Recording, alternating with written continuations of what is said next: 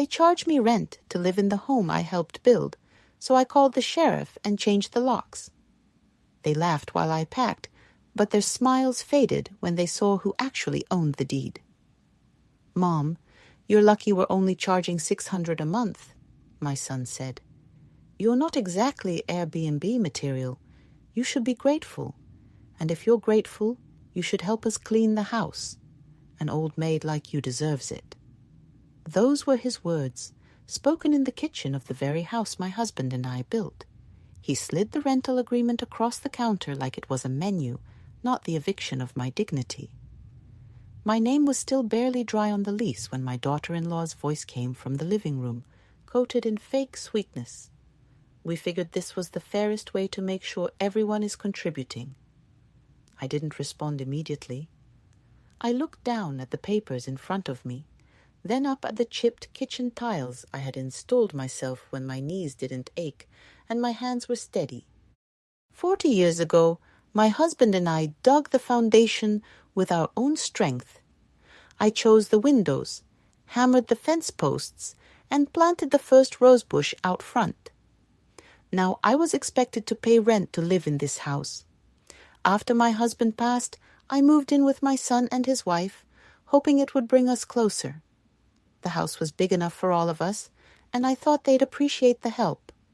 I cooked, cleaned, and babysat their kids when they still lived here. I believed we were family, but slowly, things changed. First, they asked me to move to the smaller room for privacy. Then they started labeling food in the fridge with their names. Eventually, they stopped inviting me to dinner, telling me they were eating out or had already eaten when I asked. Then came the talk about utilities. "We're just stretched thin right now," my son said one evening. "Groceries, electric, internet, it all adds up." I understood and offered to help.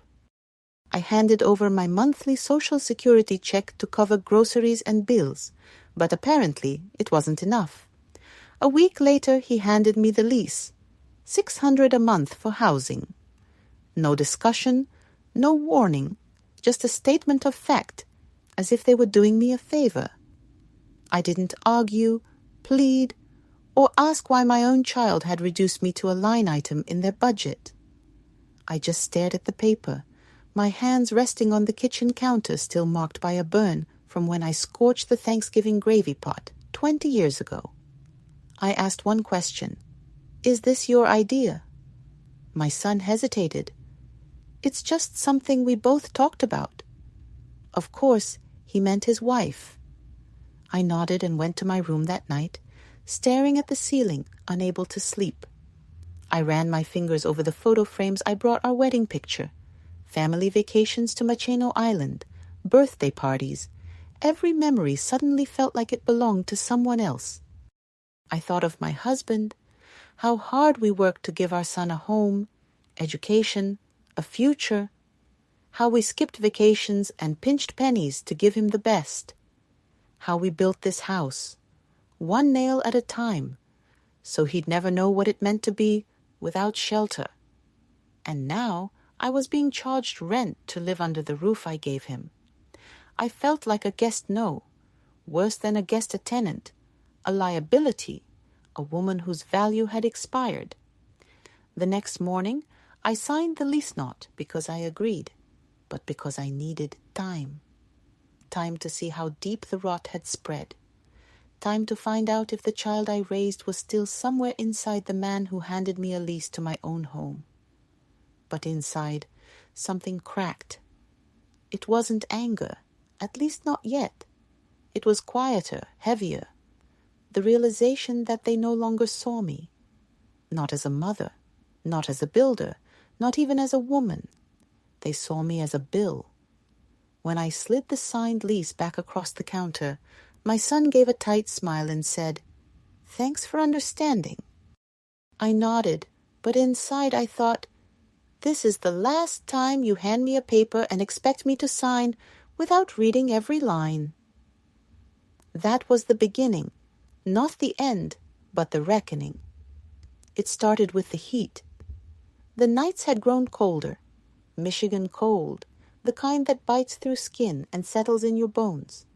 I went to the thermostat as I always did and turned it up a few notches, not extravagantly, just enough to ease the ache in my knees and keep frost from creeping under the door. The next morning I found a note on the fridge, handwritten in my daughter-in-law's stiff, slanted script. Please don't adjust the thermostat without asking. Electricity isn't free. I stood there, holding my cup of tea, rereading the note 3 times to make sure I understood. That evening, I waited for my son to come home and gently asked why I needed permission to heat the house I helped build, where he took his first steps, where I rocked him to sleep through fevers, nightmares, and broken hearts. Before he could answer, she interrupted. Just because she gave birth to you doesn't mean she gets a free pass for life. Her words hit like a slap. I turned to her, expecting some flicker of regret or shame at how cruel that sounded. But there was nothing, no hesitation, only cold calculation. She went on. We're the ones paying the bills now. If she's not contributing more, she can't just use whatever she wants. I wanted to scream that I had already handed over every cent I had each month, that I cooked their meals, cleaned their floors, folded their laundry, and asked for nothing but dignity. But I said nothing because I knew now this wasn't about money. It was about power. They wanted to make clear this was no longer my home. I was no longer the head of this household, not even a guest. I was an occupant subject to their rules. Soon after, they moved me into the smallest bedroom. It used to be a storage room. No windows, one outlet. They called it cozier. They even hung a curtain instead of a proper door. My bed barely fit between the walls, and the dresser I brought was left in the hallway until they found space. That first night, I lay awake, curled in a blanket too thin for the drafty walls, and realized something terrifying. They were erasing me, not with loud cruelty, but with quiet, subtle shifts, one after another, like a tide pulling you out to sea before you realize you're drowning. I wasn't allowed to cook anymore. We're doing meal prep now, they told me. I had to ask before using the washer during the day because rates were lower at night. I had to ask permission before inviting a friend over, just so we're all on the same page. Every request was polite, but with everyone, they chipped away at who I was. One morning, I overheard a conversation I was never meant to hear. She should have thought twice before giving us the house and expecting a free ride, my daughter-in-law said to a neighbor on the front porch. That sentence stopped me cold. I had never given them the house, I had only given them trust. That night, after they went out to dinner, I crept into the garage where we kept all the old documents. There was a plastic tub marked house papers. I remembered putting it together myself the year after we paid off the mortgage. I opened it and started digging tax records, repair receipts, old utility bills, but no deed, no certificate of ownership, no will, no insurance, nothing with my name tied to the property. I opened every folder, checked every envelope. My fingers shook, not from age, but panic rising in my chest. The deed was gone. The last proof this house belonged to me was missing. And in that moment, I realized this wasn't just about control. They had taken something, and I was going to find out exactly what. She should have thought twice before giving us the house and expecting a free ride. Those words replayed in my mind as I watered the dying fern they forgot to care for. Her tone was casual, even cheerful, as if she was stating a fact. I don't know what was worse, the words themselves or how easily they were spoken. The neighbor mumbled something polite, probably uncomfortable, but the damage was done. Gave them the house. The memory hit me like a cold wave. 2 years ago I fell ill. Nothing serious at first, but it worsened quickly. I was in and out of hospital's tests, bills, confusion. My son sat beside my bed with a clipboard and a smile that now seemed too rehearsed. "Mom, just sign this," he said. "It's temporary, to give me legal authority to handle the mortgage and property stuff while you recover. You'll still be on everything. It just helps with the bank." I signed, trusting him. That document was the turning point, though I didn't realize it then. Now I stood in my own kitchen, my name erased from the deed, being talked about like a squatter who overstayed her welcome. They took advantage of my weakness when I was too sick to read fine print, when all I wanted was to heal, not deal with legal jargon. I had been a fool, but not always. Before I was a mother, before a wife, I was a clerk at a family law office. I understood paperwork. I knew every transaction left a trail. And if my name had truly been removed from the deed, there would be a record somewhere. They could not erase me completely. So I started searching not in the house. I knew they had cleared it out. I went to the courthouse in town, a building with faded flags and tired staff who still remembered to be kind to old ladies who asked polite questions. I requested the property file. A woman in her 40s, with sensible shoes and kind eyes, pulled it up. I showed her my ID. She asked if I was a party to the property. "I believe I still am," I said. And I was right. There it was, a deed from 1984, signed by my husband and me, declaring joint ownership. Then a more recent document transferring half the interest to my son and daughter-in-law, marked as temporary custodianship due to medical incapacity. But one line stood out. The original deed had never been revoked. No one had removed my name. I still owned 51 of the property. I asked for I packed my belongings into 2 old suitcases I hadn't used in years, the kind with worn wheels and zippers, that still recalled better days. I didn't bother with the rest. Let them keep the furniture. Let them sleep in the bed I once bought with my first bonus check. Let them sit on the couch I chose when my son graduated college. The memories belonged to me. The things were just placeholders. I moved quietly from room to room, folding and stacking, thinking not about what I was leaving behind, but about what I was reclaiming. That afternoon, as I wheeled my bags down the hallway, my daughter-in-law spotted me. She leaned against the doorframe, arms crossed, a crooked smirk playing on her lips. "Well," she said, voice sweet but laced with venom. Looks like she finally got the hint. Took her long enough. She didn't ask where I was going. He didn't offer to help. They just watched, the kind of satisfaction settling in when someone believes they've won. My son came down the stairs just as I reached the front door. His eyes met mine, but looked empty and distant, as if he had already decided I was someone he no longer cared about. He didn't say a word. I opened the door myself. It wasn't a dramatic exit. No storm, no slammed doors. Only the quiet click of suitcase wheels on the front porch as I walked away from the house I had built. But I didn't go far. In the next town over, between a hardware store and a diner that still served bottomless coffee, stood a small brick building with an American flag outside, the sheriff's department. I stepped inside and gave my name. The young deputy at the desk looked surprised. "Ruth Gardner?" I said. "Yes." And I needed to speak with the sheriff. 5 minutes later he came out taller than I remembered, but with the same gentle eyes and crooked smile he had as a boy when I used to babysit him.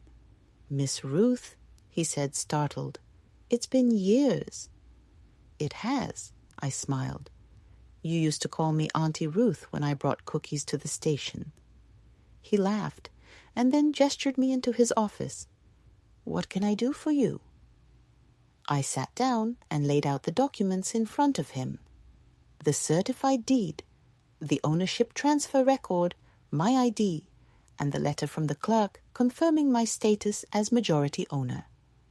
Then I told him everything. I explained how they moved me into a storage room, how they made me pay rent, how they took my name off the mailbox and treated me like some freeloader clinging to a house I had no right to. I told him how I discovered I still owned more than half the property. When I finished, he was quiet for a moment. Then he picked up the papers, scanned them with practiced eyes, and let out a long breath. "Well," he said slowly, "if this is all accurate, and it sure looks like it is, then what they're doing isn't just disrespectful, it's illegal." I looked at him. "So, what does that mean?" He leaned back in his chair, fingers steepled. "It means if you're the lawful owner and they refuse to leave or try to charge you rent, they're occupying your property without consent." In plain English, he smiled and said the words I had been waiting to hear. "If you're still the rightful owner, they're trespassing." That was when I knew I hadn't just walked away from my home. I had walked toward justice. Power doesn't always come from raising your voice. Sometimes it comes from holding the right piece of paper. After my meeting with the sheriff, I contacted an attorney. I chose a local woman named Hannah Given a Sharp, no-nonsense professional recommended highly by the courthouse clerk. She had a reputation for being calm in the courtroom and ruthless on paper. I met her at her office on a gray Thursday morning. Her handshake was firm, her eyes direct. "I've reviewed the documents you sent," she said, flipping through the certified copies I'd brought from the clerk's office. "You have every right to pursue full control of the property. The current occupants aren't just overstepping, they're legally vulnerable." I nodded, feeling the weight of every insult and silent humiliation ease just a little. "We'll begin with the petition for reinstatement of property rights," she continued. "It's clean, efficient, and won't require court appearances unless they contest it." "I don't want them to know it's me," I said. She raised an eyebrow. "I want it handled through the trust," I added, sliding a sealed envelope across the table. "It's an old trust my husband and I set up years ago for property taxes and estate planning. The name on it is neutral. They won't recognize it." Hannah smiled. "Smart." I signed the papers that afternoon. Petition for repossession, affidavit of prior ownership, declaration of current occupancy dispute. She notarized each one, placed them into a manila folder, and said, "This will be submitted first thing in the morning." The next day, the sheriff's office processed the request for a residency check, citing a property ownership conflict. The wheels of justice began to turn. A week later, the district court approved the initial petition and issued a formal notice of disputed ownership to the occupants, my son and daughter-in-law. The document stated that unless they could provide evidence disproving my retained interest, they were required to vacate the premises or face formal eviction proceedings. They still had no idea who was behind it. To them, it must have looked like some clerical error or legal technicality, but I knew better. This wasn't revenge. This was restoration. I watched the process from Hannah's office, tracking every filing, every stamped envelope, every confirmation of receipt. My hands did not shake, not once. When she handed me the final form to sign, the formal complaint for unlawful occupancy, I picked up the pen, placed the tip on the line, and wrote my name. Not as a mother, not as a victim, but as the legal rightful owner of the home I built with my own hands. I didn't cry. I didn't smile. I just signed. Because justice doesn't always shout. Sometimes it signs, and it doesn't flinch. It was a quiet morning in early spring, the kind where the wind still carries a bite, but the sun is beginning to return. I stood across the street from the house, my house wrapped in a dark wool coat, that belonged to my husband, the very one he wore when we first moved in. It still smelled faintly of cedar and memory. The sheriff's cruiser pulled into the driveway just before 9 a.m., followed by my attorney's car. The engines barely shut off before they were at the front door, official papers in hand. I watched from the sidewalk, silent and unseen. The knock was loud, measured, official. My son answered in sweatpants, confusion already on his face. "What's this about?" he asked, blinking in the sunlight. The sheriff unfolded the document. "This is a legal notice of property repossession.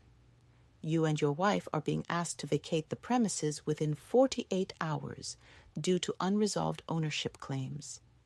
My daughter-in-law appeared behind him in a robe, eyes puffy, voice sharp. "Excuse me, what the hell is this? This has to be a mistake." "It's no mistake, ma'am," the sheriff said, calm but firm. "You were notified. You had 14 days to respond. You didn't. This is the enforcement phase." "Who filed this?" she snapped, her voice rising. "We own this house. Who the hell is doing this to us?" I stepped forward, taking my cue. The sound of my heels clicking on the pavement was the only sound in the world for a moment, steady and slow, like a metronome counting down to a truth long overdue. My coat moved with the wind. My hands were steady, my breath even. But my heart beat with something I hadn't felt in years. Certainty. They saw me the moment I reached the driveway's edge. My son blinked, as if he couldn't believe his eyes.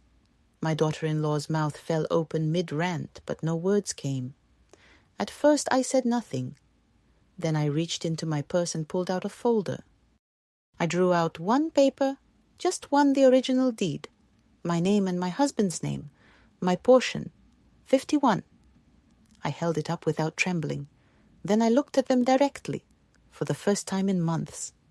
"The woman you charged rent," I said softly, "is the legal majority owner of this land." They froze. "No one took it from me," I continued. "No one tricked me. You tried, but you failed." "You can't do this," my son whispered, his voice breaking. "I already did," I replied. No anger, no shouting, just truth. The sheriff nodded beside me, then handed them the second page, the final order. "You have until Friday to remove your belongings." My daughter-in-law turned to him, frantic. "This is insane. We've lived here for years. Our name is on the mailbox." "Mailboxes don't hold title," my lawyer said, stepping forward. "Deeds do. And this one says she's still the legal majority owner. You had the chance to contest it. You chose not to." My son looked like he wanted to collapse, to melt into the porch we had once sanded together on a Saturday when he was 7. But I gave him nothing, not a hand, not a word. I turned and walked back across the street without looking back. Behind me, the sheriff spoke again. "We can offer assistance if needed with the move, but the clock starts now." I stepped onto the sidewalk. The early spring wind pushed against my coat. I inhaled deeply, smelling the lilac bush that once stood outside the kitchen window. It wasn't blooming yet, but I would bring it back. They tried to erase me, but I had roots here, deep roots. Roots you cannot pull from the ground without breaking something sacred. As I got into my car, I glanced once in the rearview mirror. My daughter-in-law was sobbing on the porch. My son stood behind her, expressionless, hands limp by his sides. This was the same porch where I once handed him his first lunchbox. The same kitchen where I sewed the patch on his jacket. The same garden where I taught him how to hold a watering can. And now it was mine again, not because I yelled, not because I begged, but because I never truly left. They laughed when I packed, but they cried when they saw who held the deed. For the first time in years, I felt the ground beneath me say, "Welcome home." The house is quiet now, Not empty quiet, but earned quiet, the kind of silence that follows a long storm. A silence you don't fear, but welcome. A silence you tend like a final cup of tea at the end of a hard day. I wake each morning to light filtering through the same east-facing window my husband installed with bare hands. He measured it 3 times, cut the frame himself. I remember the sawdust in his hair and the proud smile when he finished. That light still falls on the same spot on the bedroom floor, warming the quilt I sewed when I was pregnant with our first child. The garden is beginning to bloom again. I planted marigolds first, his favorite bright gold with strong, resilient stems. They remind me of him. The roses will come in July, along with the hummingbirds. I placed a feeder by the porch, just like we used to. It took them 3 days to return, as if they recognized that this place was still home. The kitchen has regained its familiar rhythm since I arrived. I keep the tea kettle gleaming, the countertop spotless, and the photo of him grinning in the backyard, paint on his shirt framed by the windowsill. It watches over me as I cook. Sometimes I speak to it, not always with words but through glances, pauses, and the way I rinse the tomatoes before slicing them. He adored the scent of fresh herbs. I don't invite people over. I don't feel the need to. I don't boast to the neighbors. They have no idea what happened, and I have no need to tell them. Not because I'm hiding, but because what I did wasn't for show. It was for myself. This was never about proving anything. Not to them, not even to my son. It was about remembering who I was before they tried to make me forget, before they reduced me to a rent check, before they made me feel like a stranger in my own legacy. Every brick in this house remembers me. Every floorboard echoes my footsteps. Every nail was hammered in place by the rough hands of a woman who built more than just shelter. I built a life here, a family, a foundation. I did not reclaim this house for comfort, power, or revenge. I reclaimed it because it was always mine. When they laughed as I packed, thinking I was walking away, I never truly left. They tried to erase me, but I had already etched myself into every corner of this place. Into the garden, the walls, the warmth. My story is carved into the grain of the wooden beams, whispered through the cracks in the floorboards, tucked inside the seams of every curtain. I don't need thanks from them. I don't need them to change. I only needed them to understand one thing. I was never weak, and I was never leaving. I just waited for the right moment to come home. Now I take my time. In the mornings, I journal, nothing elaborate, just reflections, lists of what I see outside the window, notes to myself, letters I'll never send. Some are for my husband, some for the girl I once was. I sit on the porch in the afternoons, sipping tea, watching birds, letting the sun warm my knees. Occasionally, a neighbor waves. I nod and we share a smile. They think I'm just a quiet old woman who loves her flowers, and they're right. They don't need to know the rest. At night, I read. I fall asleep with a lamp on. I let the heater run without asking for permission. In the dark, I don't feel fear. I feel fullness. Justice doesn't always roar.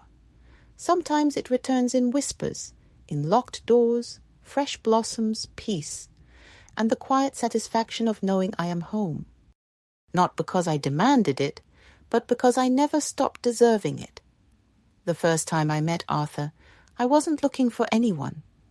I was at the community center for a pottery class, something I'd always wanted to try, but never found time for. My hands were stiff that morning, and the clay felt too cold, too wet, too unfamiliar. I was ready to quit halfway through when he sat beside me and said, "Most people quit before the second lump." I raised my eyebrows, and he added with a crooked smile, "That's the secret. The first lump's always ugly. It's the second one that teaches you patience." Arthur was in his early 80s, tall and wiry with silver hair curling over his ears and glasses slipping down his nose. His hands were stronger than mine, marked with old scars from building boats. He said he built them not for a company, but for joy, because water always made him feel honest. We talked over lopsided bowls and awkward lumps of clay. He made me laugh without trying. He never complimented my looks, only my observations, my way of seeing, my spine made of braided rope, as he put it.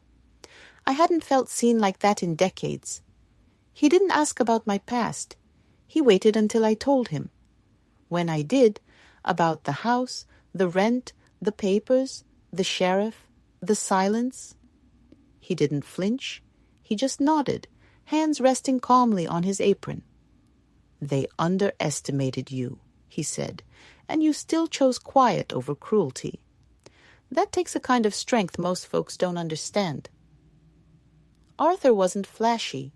He brought me homemade jam. He wore the same brown corduroy jacket even when it was warm. He liked crossword puzzles in pen and soup without salt. But he looked at me like I mattered, like my silence was full, not empty. Our friendship grew in rhythms, Tuesdays at pottery, Fridays at the farmer's market, Sundays in the garden. He helped me fix the birdhouse my husband had once nailed to the maple tree. He sat with me on the porch during storms. He listened to the same stories more than once and never interrupted. One evening, as the sun sank low and the sky turned the color of ripe peaches, he reached for my hand. No grand speech, no fanfare, just warmth. Something inside me, buried under years of being overlooked, opened. We didn't talk about marriage because we didn't need to. We talked about tomatoes and novels, beets and blueberry pie. He showed me how to use a chisel. I showed him how to preserve herbs in oil. We built a bench for the garden together, carving our initials underneath like teenagers with secrets. He kissed my forehead every time he left and called me darling without a hint of pity. He never asked to move in, but brought his favorite mug, and it stayed on my shelf like it belonged. Some evenings we danced slowly in the living room. No music, just the ticking of the old wall clock and the soft sound of two people choosing peace. My neighbors started to notice. One asked if he was my boyfriend. I laughed and told her he was my beginning again. Because that's what Arthur was. Not a replacement, not a rescue, but a beginning. A reminder that it's never too late to be chosen with care. That even after the world bruises you, love can find you. Not because you need saving, but because you finally stopped hiding. Now when I wake in the morning, there are 2 chairs at the table, 2 mugs, 2 toothbrushes in the bathroom. We keep separate beds, but fall asleep in the same room, reading quietly until one of us forgets the page. He calls me his wildflower, and I call him mine. So no, the story didn't end with locks changing or the deed returned. It grew, softened, bloomed again. Sometimes justice is followed by joy, and sometimes when the world thinks you're finished, you meet someone who sees you, not as broken or bitter, but as a woman still blooming, a woman still brave enough to love. Thank you for staying with me until the very last word. If this story stirred something in your heart, whether anger, recognition, or a quiet sense of justice, then you understand what many choose to ignore. Strength doesn't always raise its voice. Sometimes it signs a deed. Sometimes it closes a door without slamming it. Sometimes it sits quietly on a porch it reclaimed, sipping tea in the morning light, knowing it needs no applause. This was never just a story about a house. It was about dignity, memory, roots, rights, and the soft power of endurance. About not asking for power, but reclaiming what was never truly lost. It was about standing up, not with fists, but with facts, with paper, with patience, and with pride. It was about every woman who's been told she's a burden. Every grandmother made to feel lucky just to stay. Every matriarch asked to shrink herself in the very place she built from nothing. If you saw yourself in my story or saw someone you love, know this: you are not invisible. You are not small. You are not forgotten. You are the reason I tell these stories. Because someone has to remember, someone has to speak, and someone has to remind the world there is no expiration date on justice. If you believe the quietest women often carry the loudest truths, then I invite you to subscribe to Grandma True Stories. This isn't a channel about pity. It's a place for clarity, closure, and courage. Here we tell the stories no one else will. The ones whispered behind closed doors, dismissed at family dinners, echoing through the decades, waiting for someone to finally listen. We don't chase revenge. We don't scream. We remember. We reveal. We remind. And when a grandma speaks, the world listens. So if you want more stories like this, stories of resilience, quiet justice, and real women with real voices, then click subscribe. Join a growing family that believes in truth without theatrics, justice without judgment, and strength that doesn't need permission to stand tall. Subscribe now to Grandma True Stories, because some stories need to be heard, and some truths, once spoken, can never be silenced again.